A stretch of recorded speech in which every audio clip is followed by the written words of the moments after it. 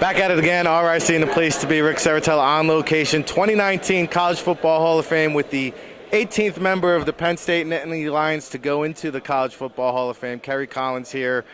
Kerry, what's it mean to you to be enshrined into the College Football Hall of Fame? Well, it's a tremendous honor, and a lot of Penn State greats came before me, and to be in there with them is a really special thing. And I'm so proud to represent Penn State and all it's meant to me. And the great team we had in 1994.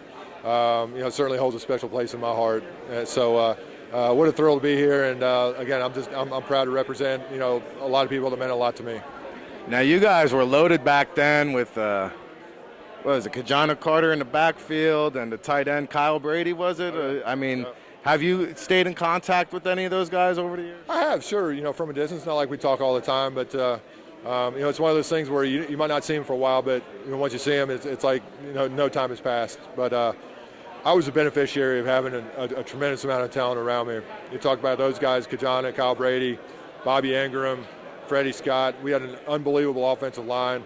Mike Archie was a great running back, and so listen, I was very blessed, very lucky to be there when I was, because I had a lot of great players around me. Yeah, no doubt about it. 40-9, I think your record was during your time there. And what's Kerry Collins up to nowadays off the field, post-playing career? Kerry Collins is living in Nashville. We played for the Titans and never left. Just being a dad, enjoying life, being retired. Not taking too much on. Just trying to enjoy things. Well, the NFL draft is coming to Nashville this year. A lot of players getting ready for that process. You, of course, were the first ever selection in Carolina Panthers history. What kind of advice can you give to some of these players coming out in this year's draft? What's something we could pass forward in terms of the whole draft process?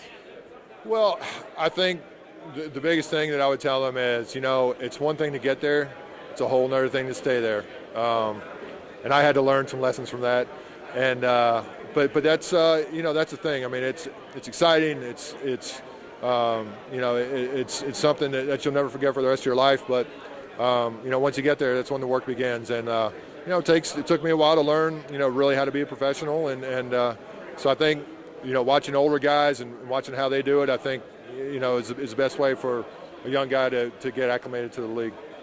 And, we're constantly trying to educate players that are going on to the next level, and the agent selection process is kind of a big deal. And, choosing a bad agent could really hurt you. And there's some good agents, but there's also some bad agents. So what are some of the factors or considerations that you had when trying to select an agent?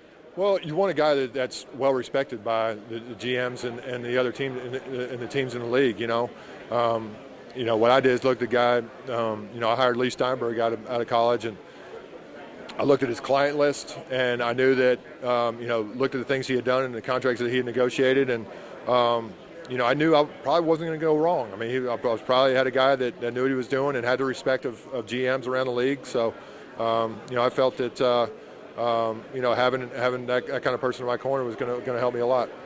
Well, we appreciate your time, and, I'm a Jersey guy, so we also thank you for your time with the New York Giants, all the great seasons we had with the G-Men.